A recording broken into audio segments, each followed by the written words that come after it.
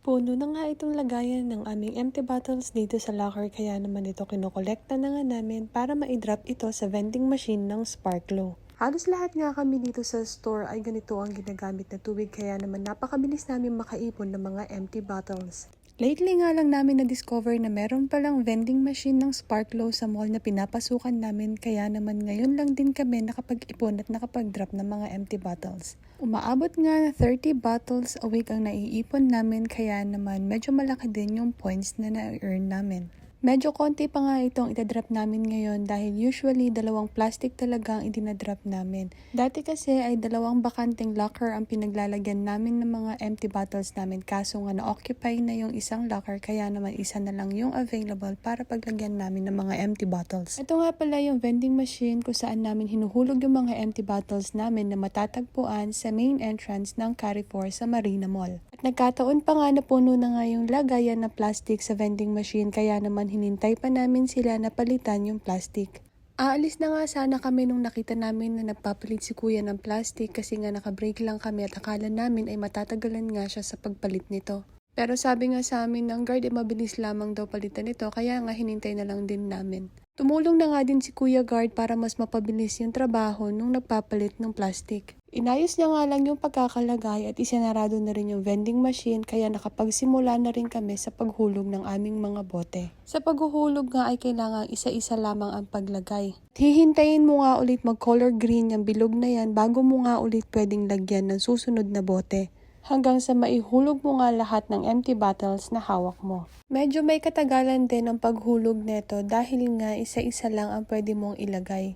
Kaya naman pag pupunta ka dito sisiguraduhin mo na may enough time ka at hindi ka nga gahol sa oras dahil hindi nga mabilisan ang paghulog ng mga empty bottles. Kada hulog mo nga ay lalabas din sa screen kung ilang bote na nga ang nahuhulog mo at kung ilang points na nga ang na-earn mo. Nung time na to nga ang conversion pa is 1 bottle is to 10 points. Pero sa dami nga ng naguhulog ay binabaan nga nila ito from 10 points to 5 points per bottle.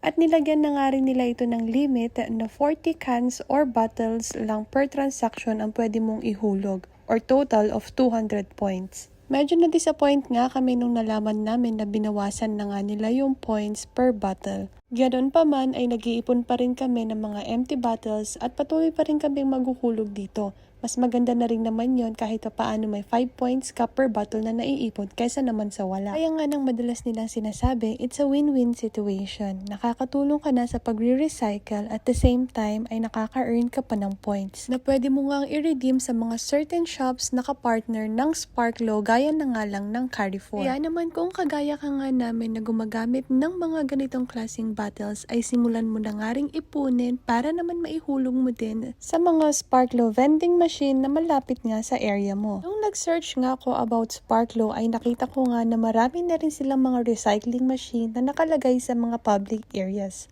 Meron nga sila sa Sharjah, sa Dubai at dito sa Abu Dhabi. Hindi ko nga lang sigurado kung meron na rin sila nito sa Ras Al Khaimah kasi nung panahong nasa Ras Al Khaimah ako ay hindi nga ako nakakita kahit na isang vending machine ng Sparklo. Dahil kung nagkataon mas marami nga akong maiipon na empty bottles sa Ras Al Khaimah kasi kahit sa bahay ganito nga ang tubig na gamit namin. At balik na tayo dito sa hinuhulog naming mga empty bottles. Finally matatapos na rin kami sa paghulog. Nasa total of 23 bottles nga lang ang naihulog namin ngayon. Medyo mas onti siya kumpara sa mga previous naming naihuhulog. So a total of 230 points ang naipon namin sa ngayon. At pagkatapos mo nga mailagay lahat ng bote na ihuhulog mo ay pindutin mo nga lang yung finish na yan sa my screen. At pagkatapos naman ay magtatanong siya ng phone number. Siguraduhin mo nga lang na tama yung number na mailalagay mo kasi oras na nailagay mo yung number mo at na-complete mo na yung transaction ay hindi mo na mababawi kung ano man yung mga previous na ginawa mo.